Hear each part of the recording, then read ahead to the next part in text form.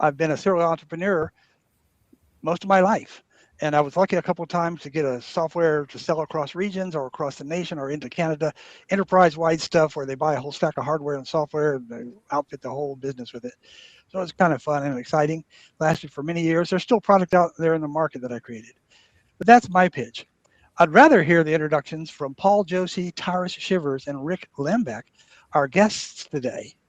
You know, our guests are Paul Josie, attorney. Paul, could you tell us a little bit of something about yourself? Yeah, so I'm one of very few lawyers who sort of specializes in this niche crowdfunding area. I've been doing it since about 2017, 2018.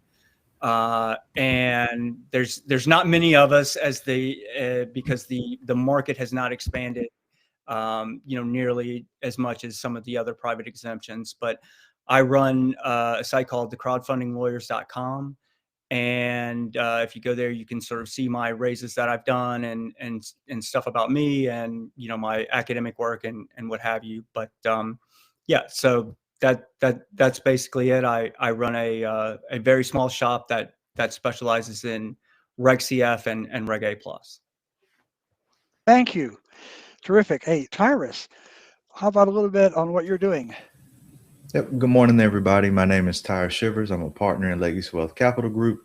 We are capital advisors, meaning most of our clients that we speak to, we help them raise capital.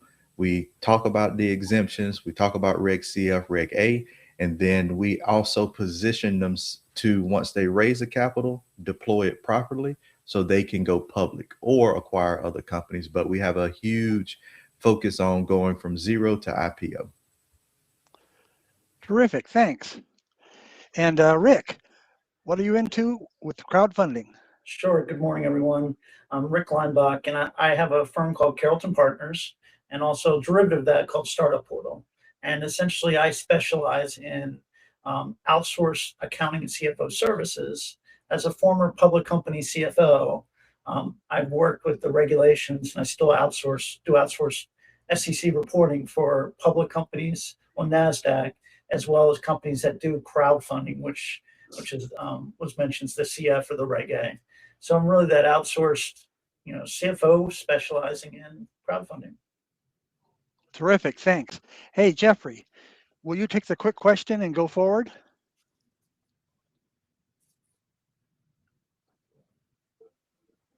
What question is that? The quick question. Yeah. What question are you asking? Well, I'll get it. Here's the quick question we had arranged to start this thing off with these three guests, which are, it's simply this. In one sentence, what's the biggest misconception founders have about crowdfunding today? Paul?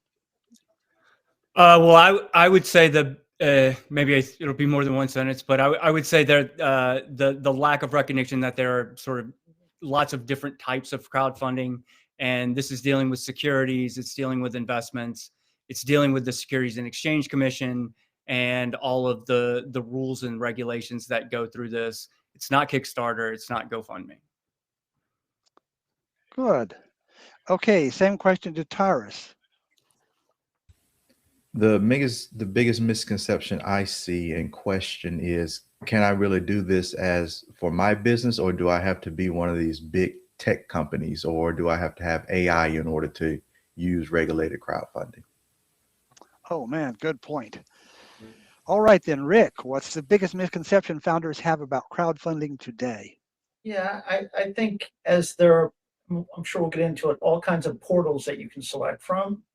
I think the biggest misconception is that crowdfunding is like a snowball, where you can't just go on a portal and expect them to promote you. You've got to have your own friends and family to really get the ball rolling, and then you can get to really the support of the portals, because you're fighting among lots of other companies that are doing the same thing as you, raising capital. Oh, good point. All right then, Jeffrey, you want to take it from there? Yeah, yes, I can. Now I know where we are in our lineup here. So crowdfunding has matured, and I want to kind of establish a shared realistic understanding of what founders are really stepping into. So we've got 3 minutes for each question. So Paul, I'm going to start with you. What legal or regulatory shifts are most relevant for founders raising capital through crowdfunding in 2026? Thanks, Jeffrey. So I would just take a step back real quick and look at the regulatory shifts that happened about 5 years ago now in 2020, 2021. When Reg CF first came on the scene in 2016, there was a lot of hostility from the SEC, even within Congress, just to get it passed. There was a huge fear that it would be rife with fraud. And then after the first few years, they found out there really was very minimal fraud. And so the SEC kind of loosened the rules a bit. And that's where you could sort of, now you can go communicate, engage interest in your raise. They raised the limits for the overall offering from 1 million to 5 million. And they raised the individual limits. And they allowed the special purpose vehicle. That was also a big issue where all of these small investors were showing up on the cap table and it looked like a mess. And so that combined with COVID, where people got used to investing online, really catapulted Reg CF, where in the first few years, it didn't look like it might be a failed exemption. And so, it's kind of plateaued off since then. The number of raises have gone down a little bit, but the checks have increased and the quality of the companies have increased. And so looking forward, I think the biggest potential regulatory change is going to be a raise in the offer limit.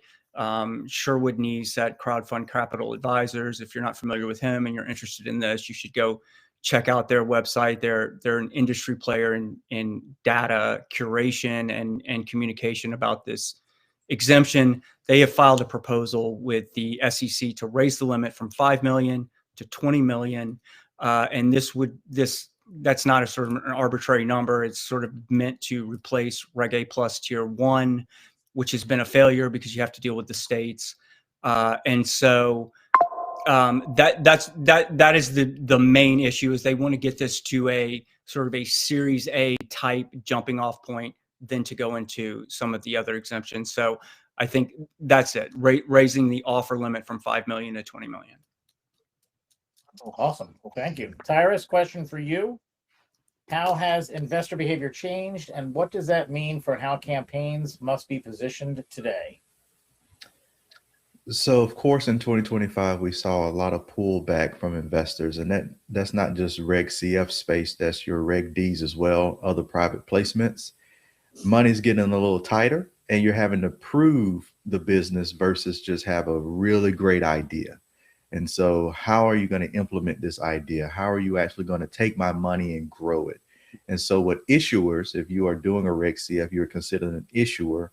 As an issuer, you have to be able to explain not only your story, but also the trajectory and how you're going to use the money and show a real plan. So now your pitch deck isn't just a fancy way of showing your dream. It is this is the legitimate steps we're going to take to grow this business and get you your return back on investment. So as we see investors tighten in 2025, the campaigns also have to tighten to show that we can do this with this capital. Now in 2026, there's a little bit more movement in the IPO sector. So that creates that exit event that investors are looking for. Dollars may start to loosen up. And I do want to just add in that over 2025, the total amount invested across Reg CA and Reg A Plus was north of $925 million. So people are putting money into these products, into these instruments, financial instruments, and investors are coming. And now we're starting to see more of your VCs and lead investors come into crowdfunding as well. Before, they wouldn't touch it. It was, I don't want to say beneath them, but it was, it's crowdfunding. That's not really what we do. But now we're starting to see them tag along or even take lead on some of these raises and really prop them up as more, I would say, more startups get in, more sophisticated companies are coming back and doing a Reg CF as a part of their overall strategy. So that's a long way to say, with investor tightening their grips, we have to be, as issuers, a little tighter on our companies and our pitch decks and our forecast and plans, so we can actually capture those investor dollars. Awesome. Thank you very much for that. Last question in this section is for Rick. From a financial standpoint, what separates campaigns that fund from those that fail? Well, I think from what you've heard from Paul and Tyrus is that this is complicated, right? I mean, you have decision makings, and just, I don't know if anyone's mentioned it, but the Reg CF is crowdfunding up to 5 million, and Reg A is the next level, and there's more requirements from Reg A, but you can raise up to $75 million. So you really have to be in position to understand what you need from a dollars perspective and a fundraise perspective. So really the campaigns to make sure that they're successful, their use of funds has to be right on with what they're trying to raise. It isn't something where you can say, oh, I'll just start out. If I need $1 million, I'll just get 100K and start working it from there. So really defining your needs and going back to make sure that it fits is probably the key to the most, to really starting off the success. What Tyrus mentioned about the private equity is I've had private equity folks saying, hey, regulatorily, we can't touch crowdfunding companies. It's just not our thing. Shareholders and management, all that, it's just not their thing. It may be changing because of the market. I've also heard that people are now investing in drones and AI primarily. So everybody else is kind of battling for same dollars. But really, from a crowdfunding, if you're kicking it off, you want to be successful. Because it's so new as an industry, you have to market it, and it's expensive money, because you have to go to Facebook and Instagram and get people excited about it and market it. And when I say expensive, you could spend $200,000 in Facebook to raise $500,000. And I've seen that type of number. So you just have to make sure that you have your story. As I mentioned earlier, get your snowball going, tell your story, start marketing now to people that you know. But really, the marketing element is probably the most important thing. Awesome. As a marketer, we love to hear that. There you go. We're going to do our quick question as part of this reality check section. We'll go kind of in the same order. So we'll start with Paul. What's the biggest surprise founders face once they're actually live? Well, I would say sort of, again, just to take it a step back, these things, I think like Rick was alluding to, is these things are like a football game. It's won or lost in the game plan. And so it's really an attitude of, I'm going to do this. I'm going to get this money. And the worst attitude you can have is, I'm the next Steve Jobs. I can just put this on the internet and people are just going to flood me with money. And that is just not how this works. And, I'm kind of an introvert myself. I like to have my nose in the book, in a book or something, but this is sales, right? This is sales. And, the old saw is securities aren't bought, they're sold. And you have to go out there and get that and worry less about what people like me and Tyrus and Rick are doing, because we're doing the behind the scenes stuff. And so you have to do the in front stuff, which is going out there and getting it, as they say in politics, dialing for dollars. And so that would I'd say is the surprise. If you think, as Rick mentioned, you're just going to put this on WeFunder and they have $1 million subscribers on their email list, and that's just going to populate your raise. That's just not going to happen in 99.9% of the cases. So a lot of legwork involved. That makes complete sense. It's not a set it or forget it, or we wouldn't be here supporting founders either. So definitely agree with that one. Tyrus, Same question for you. What's the biggest surprise founders face once they're live? And it's really building off of what Paul said, the work that it takes. And we're going through a Reg CF ourselves. We're setting up to launch one for our own company because we practice what we preach. So we're not just helping and advising, we're doing it ourselves. And it is a lot of work. You have to have, to Paul's point, if you're utilizing one of the larger portals, which are WeFunder, Star Engine, Capital Engine, Republic, Dalmore, Issuance, sure, they will promote you after you've raised or brought to the table around 75 to 150K. They don't put that number out there. That's kind of you talk behind the scenes, you'll start to hear those numbers. But once you're live, it's work, it's marketing work. It's you doing your own roadshow, webinars, events. The beauty of Reg CF or Reg A is that you can do general solicitation and you can go to a webinar or to an event and say, hey, we are live with our offering. Go to this link and learn more about our company and invest. But it's all you. It is you telling your story, you sharing it. None of these platforms, whether they're portals proper or broker dealers, which there's some segmentation on rules on what portals can do versus broker dealers. None of them are bringing investors to the table for you. And I noticed a lot of clients that we have expect that, well, I'm live, they're just going to bring the investor. No, you have to go out and get the investors yourself. Your story has to be compelling enough to draw them in.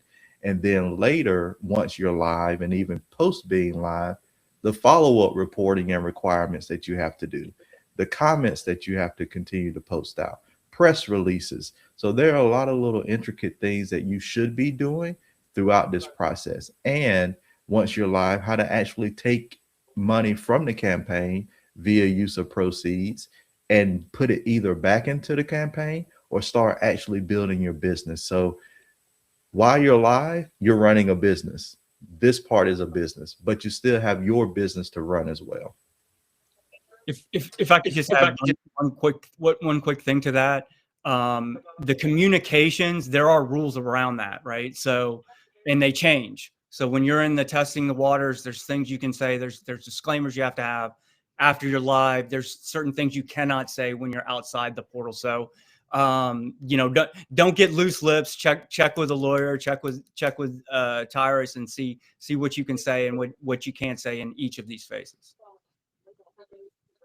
Awesome. Thanks, Paul. And guys, remember, just feel free to jump in, especially in the panel. We want to keep this as engaging as possible. And again, everybody in the audience, before I give our last quick question to Rick, if you guys have questions, raise your hand. Even better is to put it in the chat so we can kind of get to it because we can't always see every hand at once. But, we want to keep this interactive. So if you guys have questions too, let us know. But Rick, we're going to ask you kind of the same question. What's the biggest surprise once founders are live? Yeah, I'm not going to touch with what Paul and Tyra said because they're right on, and I could add to that. However, really, as you get into it, I'll go finance side. Really, it's how much it costs to maintain, and then the other aspect is, and really, you have to do your homework on the portals that you're using because some of them may give you your shareholders, others may maintain them for you. So you got to figure out: do I need a transfer agent? And if I have 1,000 shareholders, then transfer agent costs $3 to set up.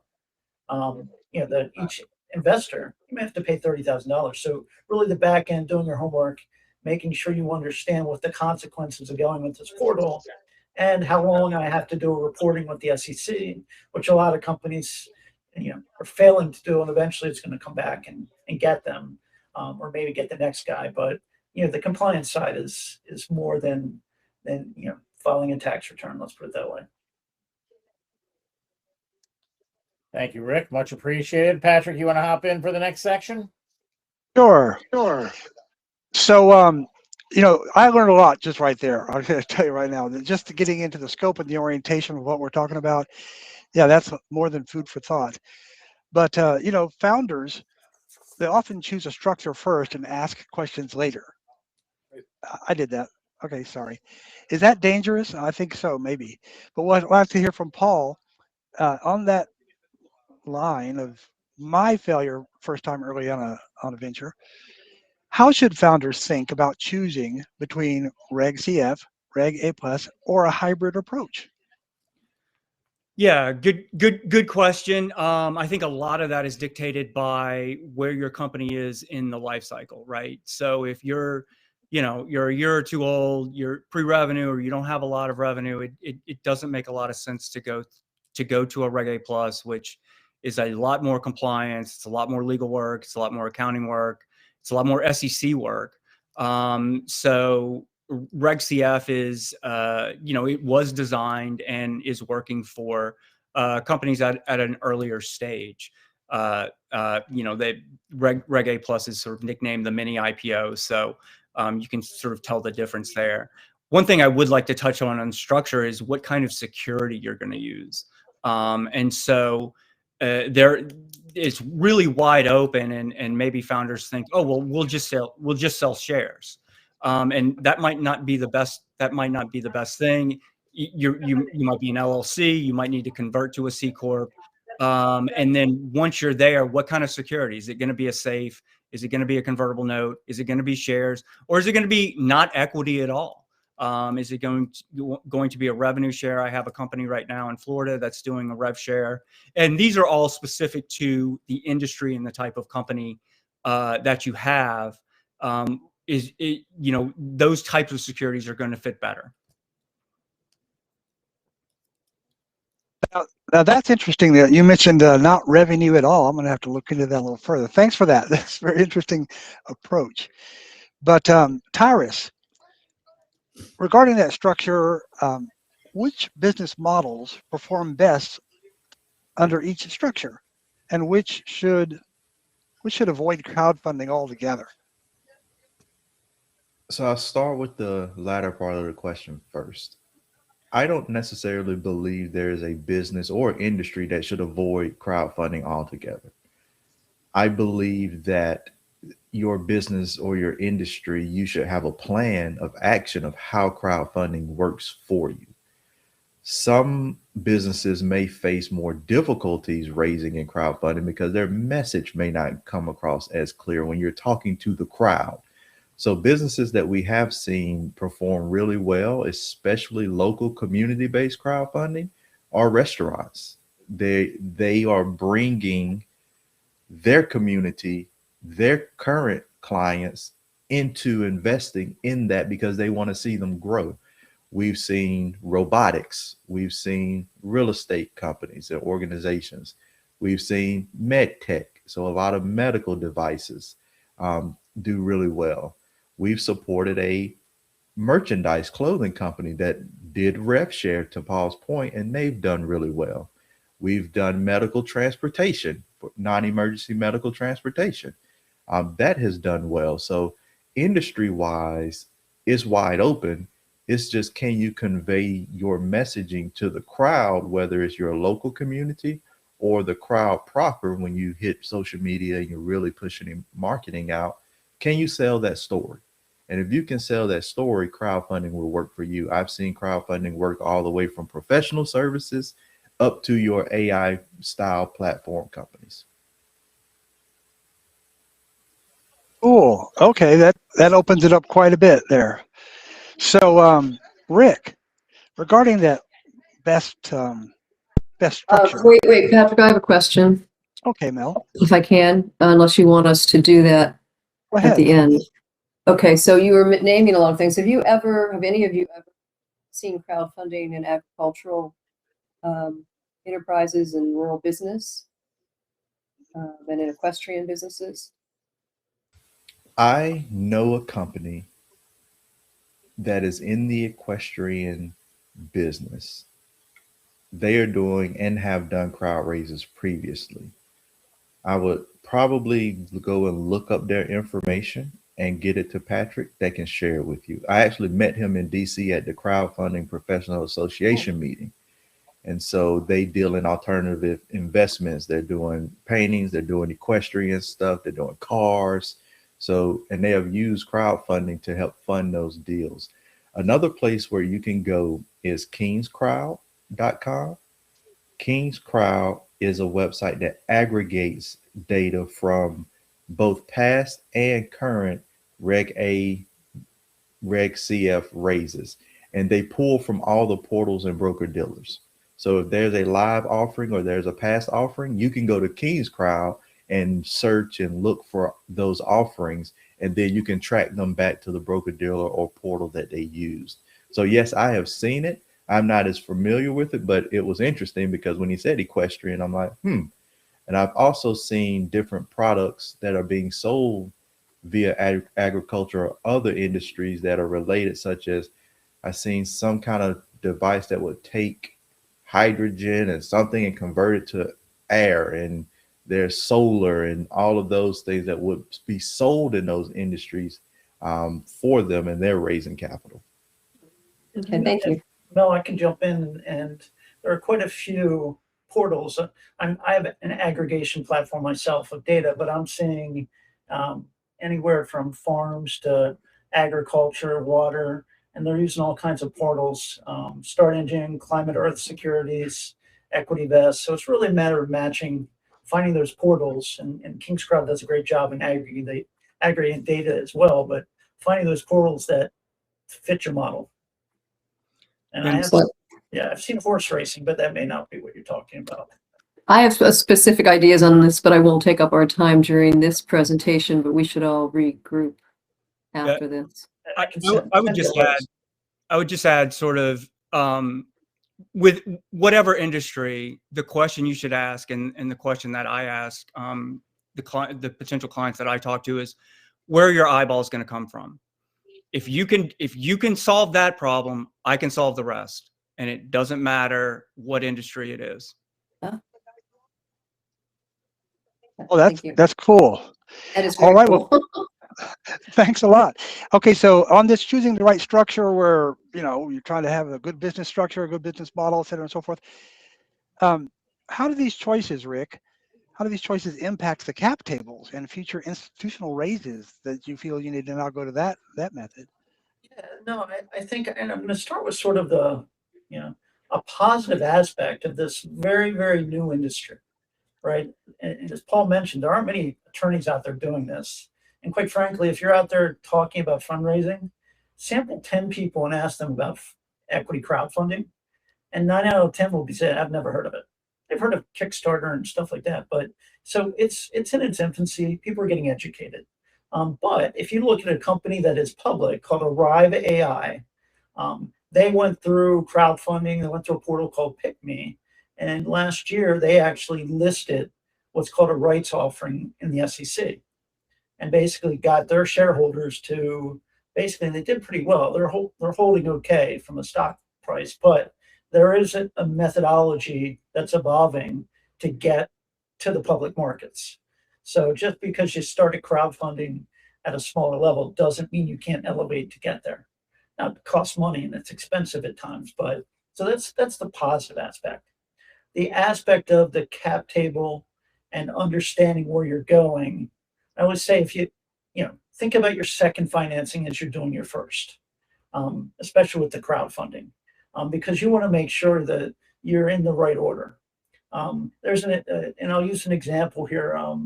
A company called Solston AI, I think it's AI, raised about $20 million of private equity, went through a couple seed rounds a few years back, and now they just listed last year to go crowdfunding. They're burning, let's say, 8 to 10 million a year, and essentially going through that process, they did the private equity, got the capital. They have in revenue, they have basically went from 2.2 to 2.5 in revenue year over year from 23, 24. And essentially, when you look with software, it's bookings that they're looking at. Their growth was 20%. Well, private equity doesn't want 20% growth. They want 100% year over year growth to keep funding your losses. So that's where they hit a wall, I'm sure, where private equity said, we tried, you're just not growing for us. So crowdfunding is their alternative. The downside for this group is they pulled the trigger on crowdfunding in September in the filings. They got $500K in cash, and they're only trying to raise 1.2 million. So really, you have to make sure that you have a runway to get you where you're going with your financings. So when a cap table comes through and you're like, okay, how do I price myself? The crowdfunding world right now, these guys price their offering at a $40 million cap for their safe agreement. And what that means is that essentially the investor is protected up, basically has a 40 million capitalization, but the investor basically is, if the company's valued at 100 million and it's 40 million cap, that investor gets the 60 million upside, which is fair, which is what you want. But why 40 million? Is it priced right? Well, probably because they raised capital at 25 million. Now they're going to 40. So the complicated aspect of your capitalization table and pricing it properly for the rounds of capital you need is essential, because you can get to the point where you say, well, we just raised money we raised $500,000 on a $100 million capitalization. Well, the next guy is not going to give you another, $1 million at a 200 million cap. It's just, you have to really be very careful with how you structure a capitalization table. Now, I'll take 30 more seconds. This company can raise the capital they need under the CF offering, which is up to 5 million, and they have a year to do it. They could then position themselves, if their revenue is growing, to elevate to a Reg A and still get back to raising 5 to 10 million, as long as their product and their basically their opportunities there. So there is an avenue sort of step back and then go forward. And crowdfunding actually lets you do that, but it goes back to our beginning conversations. And you have to market yourself. You have to have the confidence to do it. And you have to get everybody excited. Oh, good advice. That's a similar strategy, I guess, raising money anywhere, but you got to really pay attention here, because it sounds like to me, you're crossing methods and ways, and one can impact the other. But that's definitely something to keep in mind. Patrick, can I just ask a basic question for the audience? Sure. So because we're kind of talking about cap tables, because I think we've all talked to VCs, and they've said, "Oh, I'm not, I might not be interested. I'm not interested in a company that's crowdfunded, or I don't want my I don't want my portfolio company to crowdfund because it's going to make a mess of the cap table." And I know Paul mentioned something earlier about, actually maybe you're not going to do that. So can anyone comment on in a simple way how someone in this audience might educate potential VC, whether if they're trying to look at crowdfunding to dispel that myth, if it is a myth? Yeah, well, I think it wasn't a myth when it first started out. The cap tables were a mess because you were having all of these individual small investors on there. Then some of the bigger portals, WeFunder, Start Engine, started coming up with workarounds with that, with what they call a custodial model. And then the SEC approved in the 2020, 2021 modifications I mentioned, that you could actually have a legitimate special purpose vehicle. And one of the things that founders should think about is, so everyone, basically, if you're doing equity, you should have this. And you don't necessarily need it for debt or credit like a rev share. But the question is, who is going to create this SPV? Because if you go to a broker, they are not going to have this native. It's going to have to be your lawyer that creates it. But some of the big portals do have native SPVs where all of this is sort of run much more turnkey. And so that's something that a founder or an issuer is going to have to think about. But the VCs are going to be familiar with SPVs, and it's just a question of, do they want the tiny bit of extra administrative work? You're going to have a lead investor. The lead investor is going to make administrative decisions for the SPV. But the bottom line is, it's not the mess that it used to be. You get one line on the cap table, and it's a much more cleaner experience for your next round. And I can add just a little bit to that because we're doing that. We're having an SPV created. It is the attorneys, the broker dealers not doing it. So we have attorneys creating the SPV. They're creating our draft form C, which is the filing that goes to the SEC that gets approved and makes your raise live and legal. And so also is thinking about, to what was mentioned earlier, already having established a relationship with a transfer agent. And so we're using Colonial Stock.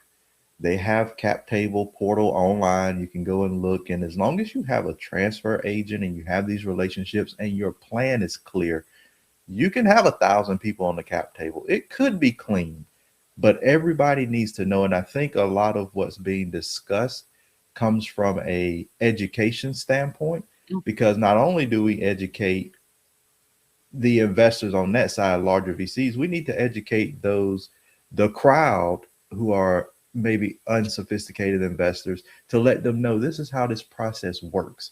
So having some materials out there so they can know what to expect. And then you have the voting and all of those different things.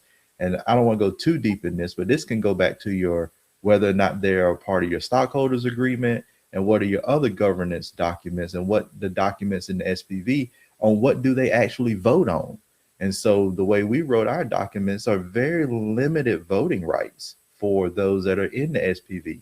That's not going to create a mess for VCs in the future, because they're not going to have to worry about, well, I got to go get 1,000 people to vote on this decision, because that's what it comes down to, is who's making what decisions and who do we have to go through to get this done. And then there's the anti-dilution parts of it. There's just a lot of pieces that if you structure it right from the beginning with a clear plan, you won't have to worry about these conversations later. And there are companies that have went back and did crowdfund raises, Reg A raises, and the crowd actually helped, because you need a certain number of shareholders before you can go public. And so going back and getting those shareholders helped them go public. And now VCs are happy because we're publicly traded. We trade at a larger multiple now. We're making all our money back. So it's just being able to communicate that plan effectively, which is why in all aspects of business, we can just go back to basic business. We need mentors, advisors, and the right team. If you don't have a legal team, if you don't have the CPAs, if you don't have individuals that are doing capital raises to advise you, you need that, or else you will be scratching and clawing your way through. And it gets more expensive to go back and fix these things than it is to set them up in the beginning. So true. If I could just jump in, one thing we haven't talked about today is really when, let's say you go and do a CF offering on Start Engine, and then the offering ends, you still have a Reg CF, you have your auditor review done. There's no reason you can't go over to a WeFunder or a Pick Me or someone else. So you're not relegated to just, I want to say riding one horse. And I've seen companies go from one back to the other. To the point that Anthony said with regards to the special vehicles, make sure you get that info right away. If 2 years passes and no one is managing that SPV with 500 shareholders in it, and then you do have to go to the transfer agent, I'm experiencing it today with clients that it's messy, it's very difficult, and there's turnover of companies, etc. So just be cautious with the administrative side. Thank you very Alrighty much. then. Yeah, that's very good stuff I'm hearing here. And those are good tips to think, the consequences of what you do here in this early stage. So then that brings me to the question, is it true that most crowdfunding failures happen before launch? Do you think so, Tyrus? How about you, Rick? Paul? I would say absolutely. If you're not properly set up and you don't have your pre-launch plan done, when you launch, you should not be launching from zero. You should be launching from reserves or reservations. You should be launching from people that are willing to come in the beginning. That's your friends and family round. You can't take the money yet. You're not live. But you can say, are you interested? Do a reservation. And when you have interest, just like everything else, when you launch and people see, oh man, you launched and in 2 weeks you got 150 grand. I want to be a part of that. I want to be a part of that. Now it has fire.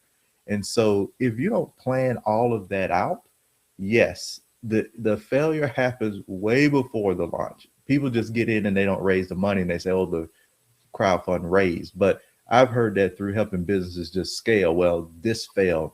My marketing failed. My advertising failed. Well, what was your plan? Well, I just thought I would just put a couple of thousand on Facebook and it will work. No, that's not how that works. What is your plan? And so we really have to go back to planning and forecasting. The way we structured our raise was for a 3-5 year plan. And we went all the way to our goal is take our company public. So we went from, okay, what does it look like to be public, and reverse engineered that all the way back to this CF. Now I know how to step through. Now, does it change? Sure. Can things work out a little bit different? Sure. But at least we have an idea of what we should be doing from today to year 5 on what we're doing. If you don't have that, don't raise. Go get some help, advice to build that out, and then start thinking about your raise. Good point. Well, in that vein then, Paul, what single legal prep work do you think founders rush most often and then later regret? Well, I would say, just to add on to what Tyrus just said, and then I'll get to that real quick. How the Form C and how the raise is structured is you'll have a minimum or a target amount, and then you'll have a maximum amount. A typical range is going to be with a broker or with a sort of a less busy portal. It might be 10,000 to 1.235 million. There's a cutoff there where you don't have to get an audit. If you go over 1.235 to 5, you have to get an audit. Or for some of the bigger portals, you might want to set that minimum at 50,000 or maybe a little bit more, because that's when the portal is going to flip the switch and blast you. And so you need to have that minimum if it's 10, especially if it's 10,000, but on up, you need to have that in your back pocket. You should not go into the raise what I call day one money. You should have your minimum in day one money before you go live, because that ensures you have a successful raise. And so if you don't have that, and you're I've seen these crash and burn, and I've seen them hit 1 million. And after sort of 8 years, I know what works. And if you're going into this saying, well, the crowd is going to give me my minimum, don't do it. Take the time to build out your network, and then go in. You can get your commitments. This is part of the testing the waters. That was part of the modifications. You can go out and talk to people, and you can get pledges, so you can have an idea of what your day one is going to be. And if that day one is not at least your minimum, then you have much more work to do. And so, another thing that I have all these sayings that I tell people when I'm talking to them, and one of them is, the better you are to the crowd, the better the crowd's going to be to you.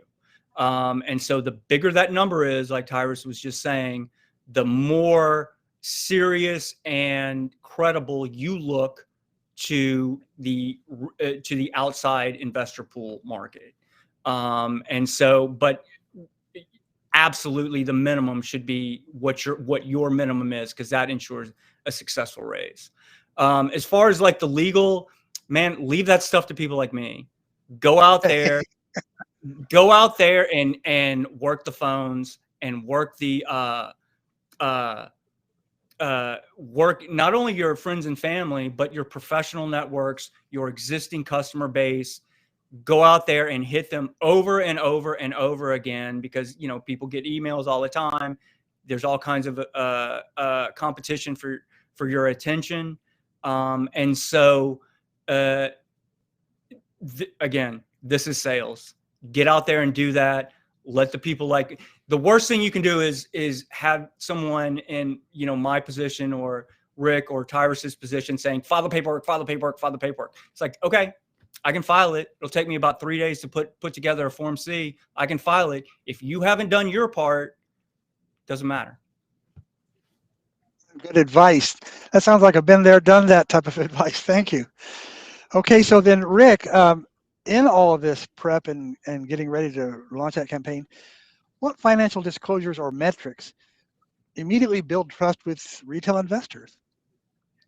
Well, I think the actual portal and the story that's told there, and it goes back to Paul just said, it's sales, right? So your story is told on the front page of the portal, right? These filings, the CF or the Reg A, I pick it up, I'm in the weeds, I know the format, but most individuals probably aren't digging that deep in the filings.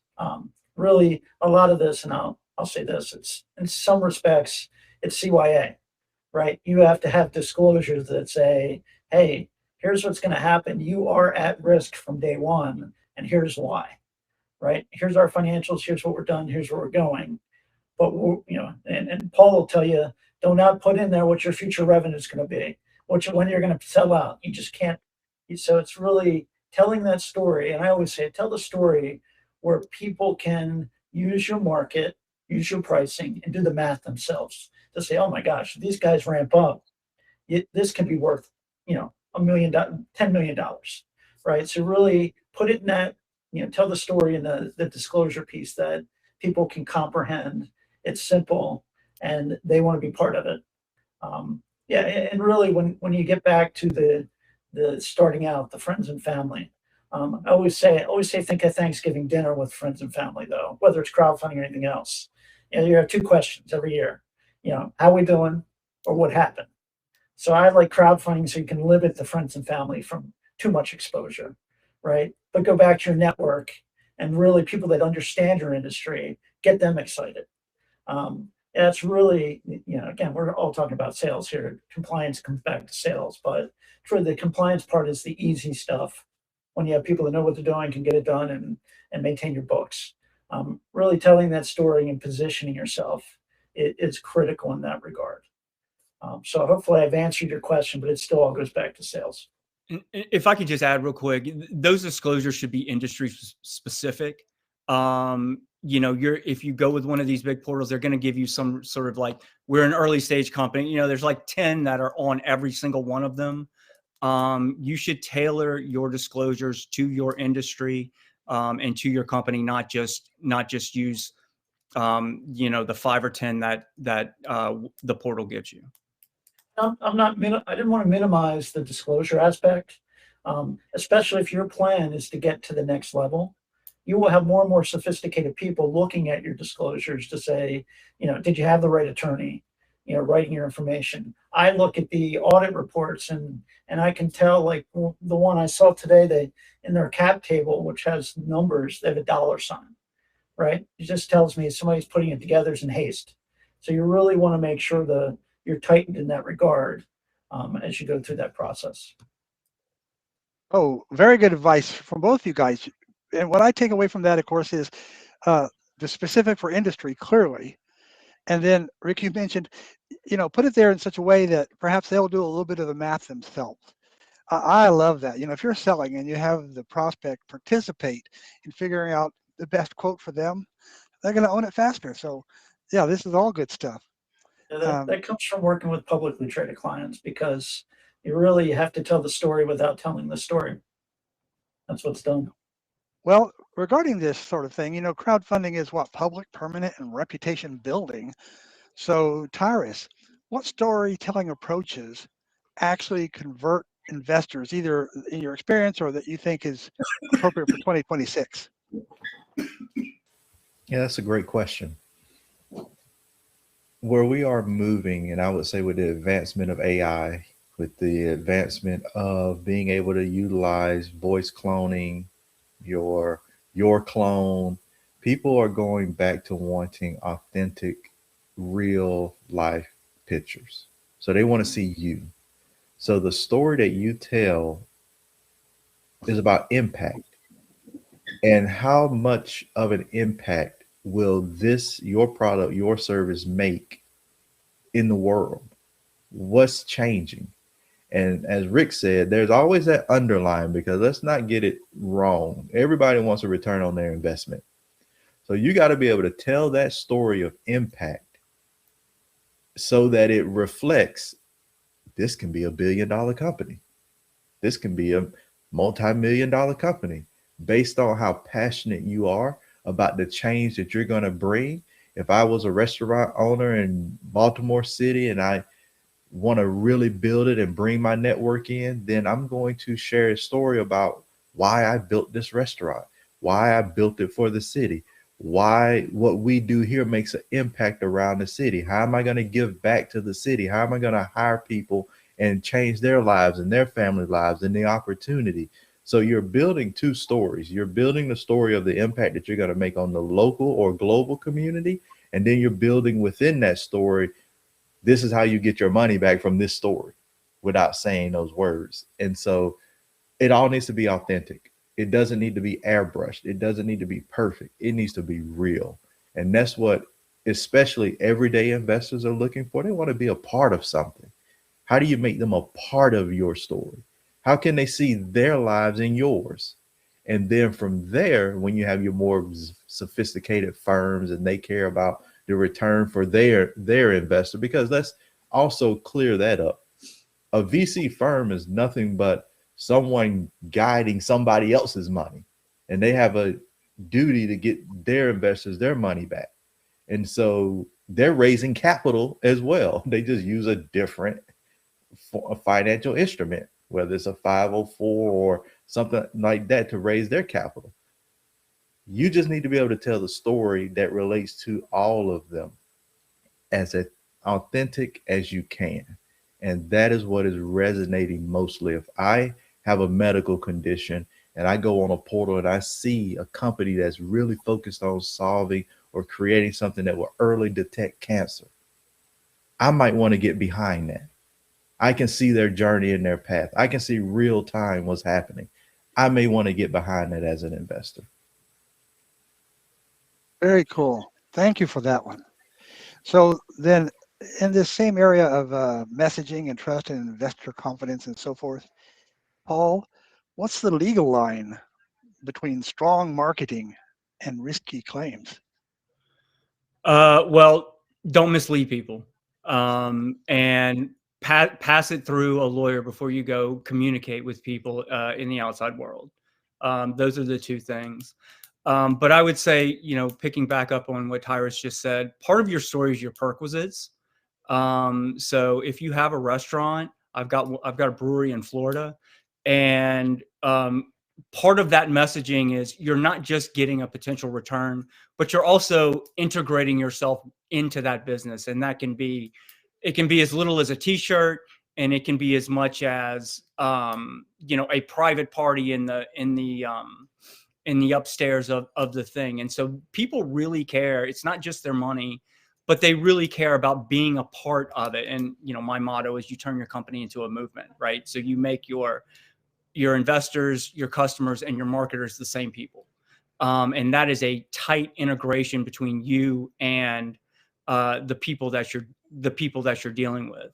And so, with this brewery, they are going to, on the bicentennial, July 4th, they're having a huge party for all their investors, right, that came in. And so you can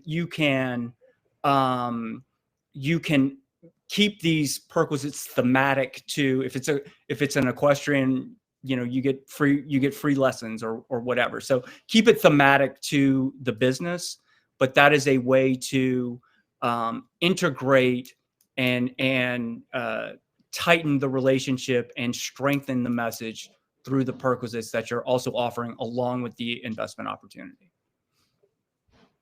Very good. Okay, so well, here's a quick question. We're going to do this like the little lightning round quick question. So what is one thing founders say that instantly erodes investor trust?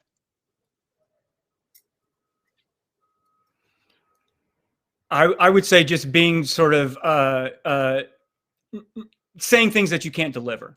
Again, I'm the next Steve Jobs. Just invest with me, and you'll have Apple in 5 years, right? You're not going to. That's going to be a red flag for people. Good. I think- Tyrus, one thing that erodes investor trust? I got it all figured out. Good one. Rick, what's one thing founders might say that instantly erodes investor trust?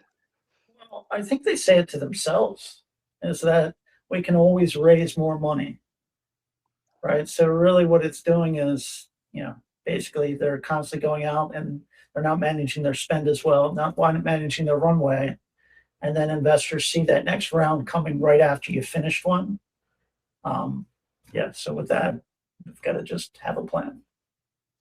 That's a good point. Well, this is going quite well. I really like what I found out so far. Jeffrey, what do you think? You want to pick up after the raise? Sure can. So, kind of the overview is that crowdfunding doesn't end when the money hits the account. Now we're looking at, they have the money's in there. What are they going to do with it? So, Rick, I'm going to start with you.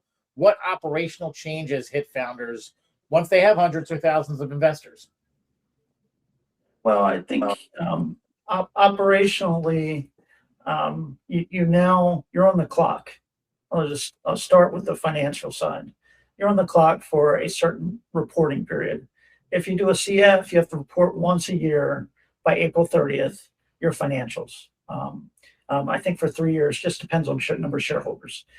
For Reg A, you could basically it's a twice a year requirement. So you're reporting on a 6-month and a 12-month aspect. So you're not a public company, but you got a semblance of public company reporting. From an operational standpoint, it really depends on the dollars that are raised, whether you can start staffing up. And that's really comes back to your plan to say, are we hiring contractors or employees? As you hire employees, the requirements are staffing, it's long-term benefits, all of that. So if you're just trying to raise $500,000, and your plan should really be an outsourced type scenario, in my opinion. It's really when you kick in and let's say you raise $5 million in crowdfunding, and companies they've done a great job telling their story. That's when you can lay out the plan and say, okay, what do we need? How do we scale this? But I always look at cash in the bank, right? And that Stetson company had 2.6 million last year. At the end of 24, they have 500K today. That's in the, you no longer, now you're backing down to no employees to contractor level. So really operationally get prepared. Awesome. Thank you. No, that's great. Paul, what post-raise compliance obligations do founders commonly overlook? Yeah, I mean, this has really been a black mark on the industry. The lack of compliance with the ARs, as Rick just mentioned, you really should only have to do one unless you're just tearing it up, because if you have the SPV, because that, you at least get that one, and then after that you should be okay, because you shouldn't have over, I forget what it was for the 12G, like over 500 shareholders of record. But you should get that one in, because I'm a free market guy. If we want the SEC to sort of loosen up these rules, we have to be compliant, and that's one of the things that they're looking at the administrative level, and it's not happening the way it should. People that go with the big portals, they're getting prompted to do it, but a lot of people aren't, and they should be. And so the other thing is just sort of keeping your investors abreast of what's going on. You should be at least contacting them. We talked about the SPV. These should be passive investors as far as economically. They should not have voting rights. You might have states try to force that on it, but other than that, if it's an LLC, it should be a non-voting unit that they're getting.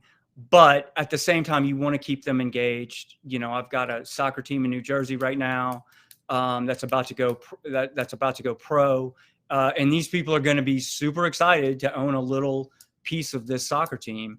But if you and you want their input, but you don't want them having voting rights, right? So you want to keep them engaged, and the more you do, the tighter, again, the tighter the relationship and the better you do. But have someone take care of the legal stuff for you, keep up with that stuff, and then keep the communication up.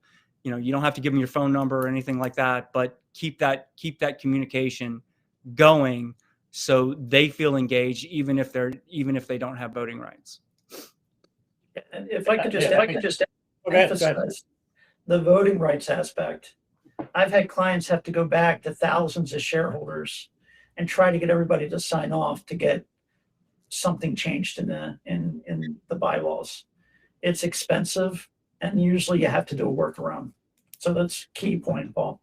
Yeah, and the vote, to the extent that anything needs to be signed off, that should be proxy to a lead investor in your SPV. So you're only dealing with one person, and that stuff is contractual. It gets handled, through the SPV, through the lead investor. So you're not worried about that later on and having to go back and pay people to do that for you. No, that's great advice. Thank you both. Tyrus, I'm going to follow up with you. How should founders manage investor communications without burning time or credibility? Personally, I like, it's similar to your publicly traded companies. You can have a simple investor relations link on your site, and you publish every quarter, 6 months, what's going on in the business. I see that smaller companies that really have like a connection with their investors. They do webinars, and they will invite them to investor only webinars, and they will give them updates and take questions on those webinars. And you can do that quarterly. This has to be a thing that you mix inside of your plan. You have to know that I'm planning to raise capital. I owe the investor, because if you want to, as they say, second trade them back in the old venture capital calling days, if you're going to second trade an investor, you want them to invest again, you have to take care of that investor and keep them happy. And so just providing those updates, you can do email updates, you can set it, you can bring a team member. It's not a lot of time that requires to do that. You just need to put it on the calendar to say every quarter, every 6 months, annually. And whatever you do, communicate that to the investors so they can have an expectation. I'm going to speak to you annually. So now I'm expecting to be talked to annually. If you say I'm going to do it quarterly and you start skipping quarters, then of course it looks a little bit different. So that is the route that I always advise to take. Just regular communication as how you would want to be treated. Yeah, I think it really comes down, to respect for these guys and these little guys and these little girls, or these little whatever. That even if they're just giving you $100, that's their $100, and you should not. If you're going in this with any kind of mindset that other than this is part of our family, no matter how little they're giving, you don't have the right mindset. Just a quick point there is that the flip side is just make sure you have a communication that shareholders can reach out, especially let's say they have a relative pass away that needs transfer shares, stuff like that. Having that response right away is so critical to make sure that their needs are met. So it shouldn't be the CEO doing it, but at least have an administrative aspect to it. And Tyrus, when you do your raise, I suggest you just give everybody your personal phone number. That's why we have the investor relations email address going up. But I plan on doing regular webinars. I plan on being that central face that people can come and talk to and touch. And that's sort of my role. I have two partners that's going to do and handle other things, bring more experience. So yeah, personal phone number, probably not. They might, if you invest a certain amount, Rick, you can get the business line. That's one of your perks. That's right. But I mean, it just does the point that people want to follow you. Yeah. They want to be part of it. They want to tell their friends, right? What they're investing in. So, that $100 investment is worth a lot more if that $100 investor then blasts everything you're doing on their Twitter and their Facebook and everything else. That goes back to turning your company into a movement, right? It's not just about the investment. It's about the exposure. It's about the integration. It's about the loyalty and all the other things that you get from doing this, as opposed to going to a bank or just having one person write you a big check. And as you're talking to folks, it doesn't have to be $100, right? You might say, hey, I need a little more sophisticated element. And, if it's $1,000 or it's $2,500, I mean, there's no threshold that says you have to go minimum. Now, vice versa, there's a real estate company in Baltimore that wanted to get the local community involved in owning the property. They set their threshold at $1,000, not $100. So to me, it doesn't fit the objective. So really, it's a matter of, again, this is all planning and having conversations and listening to folks that have been there, done that. We have enough experience in this industry that, mistakes have been made. You can, basically not do what others have. And Paul can probably tell you a lot more than I can. Well, yeah, the higher you go, you just have to keep in mind, the higher you go, the more people you're pricing out, right? So, I don't like to 250. I mean, it's industry specific, but I don't like to go under 250. But ultimately the company is the boss, so they get to decide that. But just keep that in mind. The lower you go, the less you're getting the crowd, quote unquote, benefits. That's great stuff. Thank you guys. Thanks for all jumping in. That certainly makes it more engaging when you guys kind of play off each other. So really enjoyed that. Kind of that quick question to wrap that one up. And again, we're talking about, you have the money now. What are you going to do with it? What's the fastest way that founders lose goodwill after a successful raise? And I know you guys have touched on this a lot, with how you communicate and what you promise them. But if you had to sum it up in 1 minute, kind of go around the horn. We'll start with you, Rick. You mean goodwill to the shareholder? Yeah. Well, I mean, yeah. I mean, goodwill to the shareholder is probably the most important thing. So yes. Yeah. I mean, I go back to what I said earlier. I mean, if they finish a raise and they're thinking about the next one, and they start it very quickly, to me, it says that they're not in it for the business as much as now they think they're good at raising capital because they've been successful. So to me, I want to raise enough that I can build the runway to get the plane off the ground. It may not fly that far, right? May have to land it, but at least showing people that I can get it off the runway, and I'm not going to run out of capital is the way to keep the goodwill. But a lot of people just turn right to, okay, let's finish start engine. We got $1 million. Let's go over to WeFunder. You can do it. Done. Right. No, that makes sense. So don't jump to the next big thing. Stay focused on whatever it is that you actually just raised money for and spend all that time doing. And make sure that they know Good that. point. Good point. Paul, how would you respond to that same question? How do you lose that goodwill? Well, I would sort of put a more positive spin on it. If any of you are familiar with Proton and the suite of services, Proton Mail, it's a privacy focused email suite, and they also have like Proton Drive and all the other ones that sort of compete with potentially with Microsoft and the rest. They started out crowdfunding. Now, it wasn't equity crowdfunding. It was donation crowdfunding, but they have become a major player. I think they did their first raise in like 2014, and even today they think about they have a loyalty to those people, and they think about how is this going to affect us, because these people gave us our start. And they could potentially become, they're out of Switzerland, so they're not going to be doing an IPO, I don't think, but they could be potentially a $1 billion company, and they are still thinking about the ways this affects those first original backers, and that kind of loyalty goes both ways. Well, that makes a lot of sense. Absolutely. And Tyrus, to wrap us up on this one. Yeah, 2 easy things. Ghost them after you finish and you don't say anything. And then 2, let me see you on social media on a yacht or having a wedding at a destination location, with my money and you're not doing what's following the use of proceeds of what you said you were going to do with the funds. Not only will that turn investors away, it's going to get you in trouble with the SEC.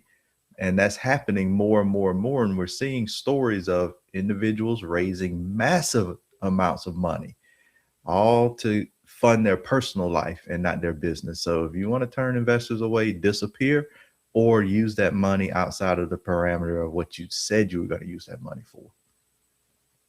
Oh, Jeffrey, let's turn to the chat for a minute. We've got a couple of good questions in there. Nauman had asked, how does one decide between friends and family, safe, crowdfunding, angel, or VC?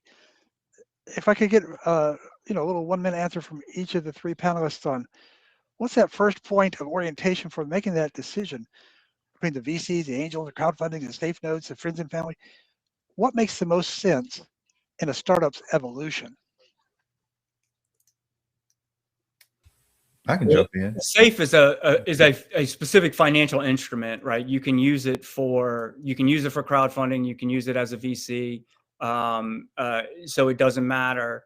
But it's an interesting question. Where should this come? At what point should this come?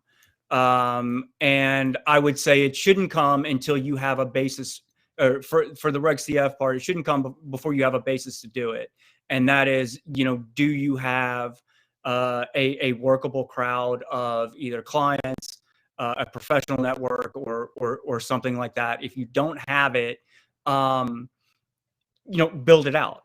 And the part with another interesting part of this is if you do this and you do it right and you have this crowd now, and you have a successful raise, when you're at that next stage, and you're not getting the terms that you want, you can always tell them to go take a hike because you can go out and do another Reg CF, right?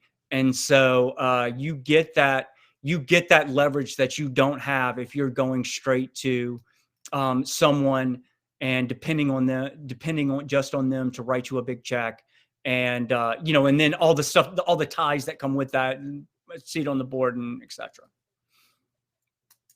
Good. Rick, anything on that? Yeah, I think, from the standpoint, I guess I'd like the traditional aspect of, building your plan, maybe going through a local incubator, and then getting friends and family and network people excited. And I'm one to say, in where we are today in the industry, crowdfunding is in some respects last. Right. My example earlier is that folks were able to achieve $20 million from private equity for their AI software platform. If you go crowdfunding first, it's going to be a harder sell if you need that $25 million. Right. You can go down that path. It's very expensive, but I take a traditional approach to design your plan, market yourself, get out there, and look, if as Mel mentioned earlier, if there's something in the agricultural side that there's no other market out there, and you see people that are passionate, then it's easy to go after them. But just again, think about your second financing as you're doing the first. Is really the methodology I think is appropriate there. Good one. Tyrus, you want to weigh in on this one? Yeah, this is why I love this conversation, because it's so customizable and interchangeable.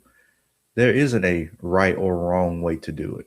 It really does, to Rick's point, match your plan for your business that you have envisioned. What I would do and what I'm going to do is we want to do a Reg CF. Why do we choose a Reg CF? Because we have relationships with investment bankers that say, hey, if you go and raise $4 or $5 million, we'll put some money in. We'll bring some individuals that will get you to $15 million, and you may be able to get to the New York Stock Exchange or NASDAQ with that. And so for us, the goal is to get $4 million and prove the concept. Now, going back to our earlier points, this isn't free. You don't do a Reg CF with no money. You need advertising budget. Since we're going after 4 million, we need audited financials. We have to pay the portal. We have to pay the attorneys. We have to have ads. All that's money. I may go to an angel and say, hey, I need 150 grand to kick something off, to kick my Reg CF off. And so I will approach an angel investor for that money. I may approach friends and family with a convertible note to say, I need 50 to 150K to do a Reg CF. Then after I do that Reg CF, let's say things don't go according to plan, but we take that 4 million and we invest it back and use it according to our use of proceeds and grow our business. We may want to do a follow-on round of something else. A lot of businesses are starting to do Reg D 506Cs in tandem with the Reg CF. So they're talking at the same time. So they're talking to private accredited investors, and they're also talking to the crowd, and they're marrying them together to go the Reg A route. So it is really customizable, and it makes where it makes the most sense is what your goal is. I come in the industry or from an industry where a lot of people tell you to go get bank loans and go get credit cards and bootstrap. But that has a position as well in this. If I know I need 150K to launch a successful raise, I might go get 2 or 3 credit cards and put that on there if I have the right plan. So it's all about how do you use all the tools available to execute on your strategy. And you can only decide that once you know where you're going in the future and what that vision is. Then you can start to interchange some of these pieces in order to make that happen.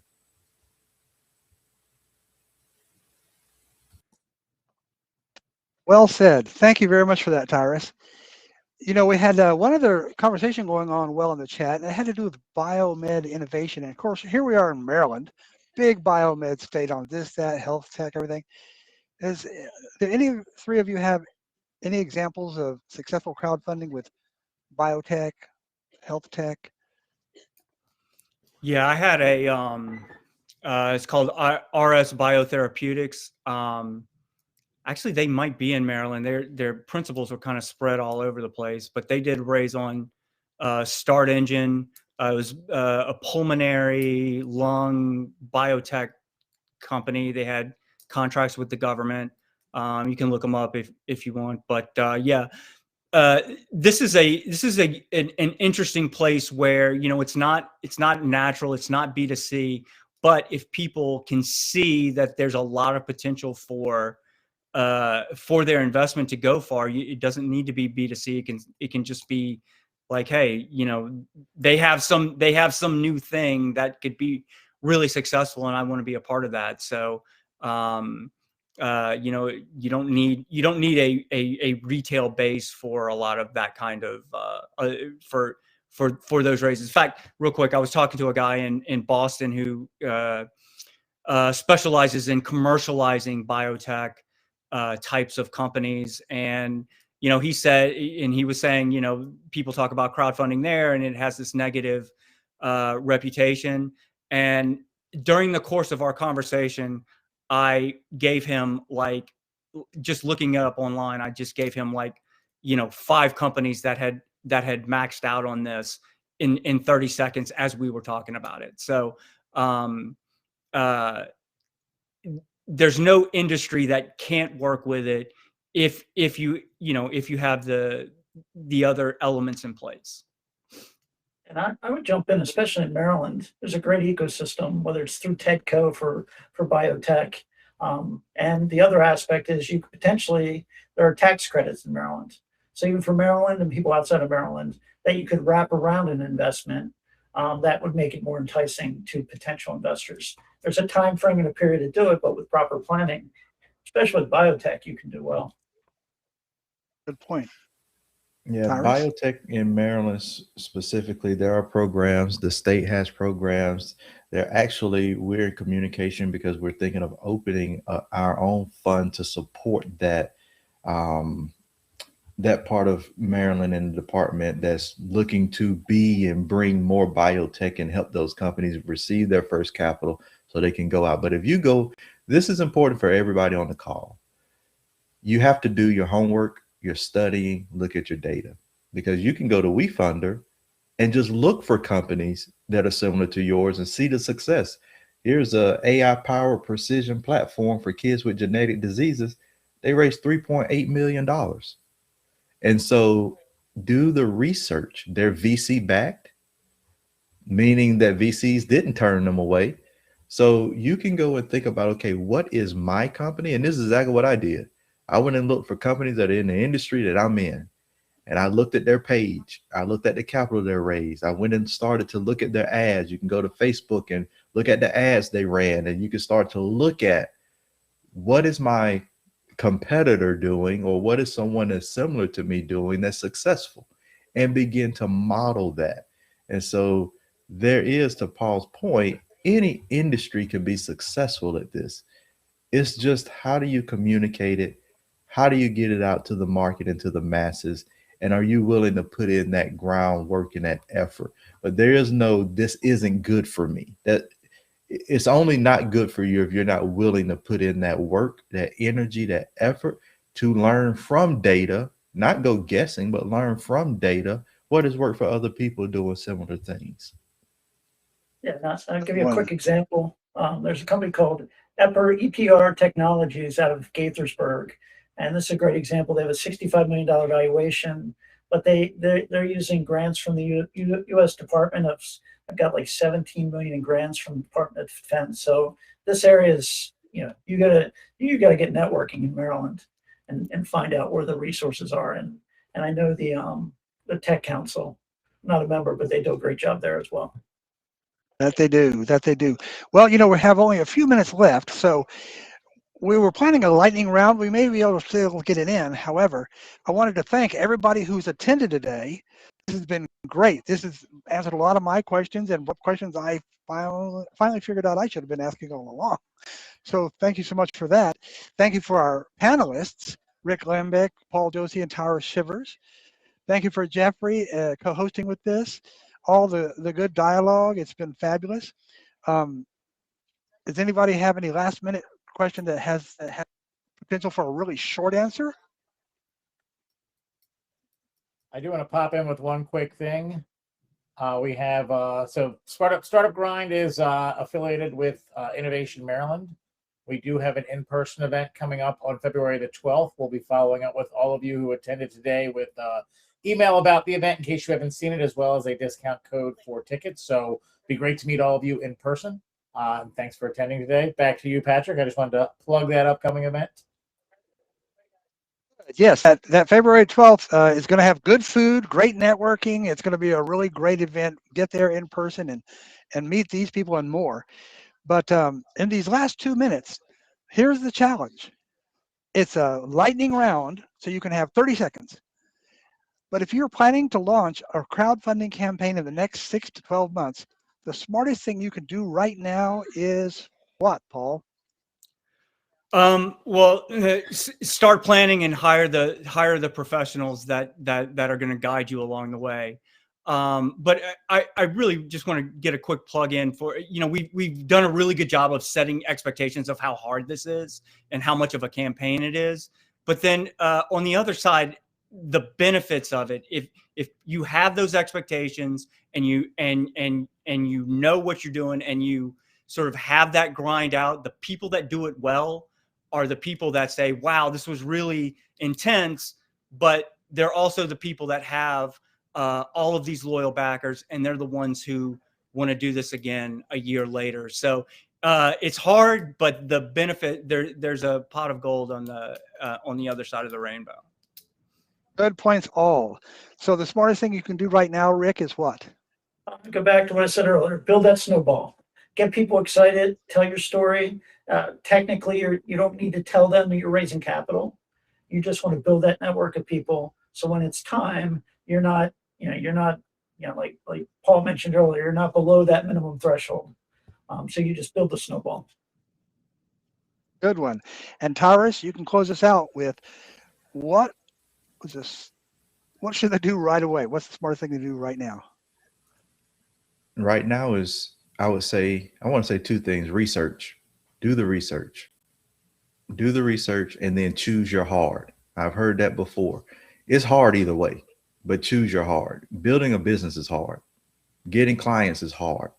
Growing is hard. Bootstrapping is hard. I bootstrapped a couple of businesses and was able to exit successfully. I'd never do it again. I would always go this route at this point. Knowing what I know today, I just wouldn't do it again. And I've done it successfully. So choose your hard. It's hard, but choose your hard and see the reward that you'll get on the other side for the efforts. Very good.